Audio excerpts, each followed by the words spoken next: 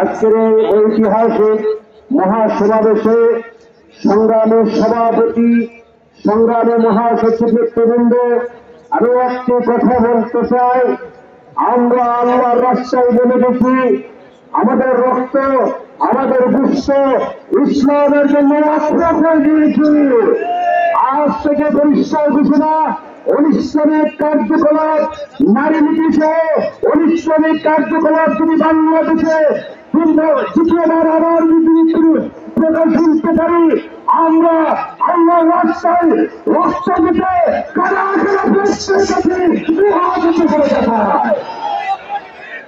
বক্তব্য রাখবেন সহকারী আন্তর্জাতিক বিষয়ক সম্পাদক মৌলানা শাহজাহান। আসসালামু আলাইকুম ওয়া রাহমাতুল্লাহি ওয়া বারাকাতুহু। نحمده ونصلي على رسوله الكريم أما بعد. قال الله تعالى في كلامه المجيد والقرآن الحميد.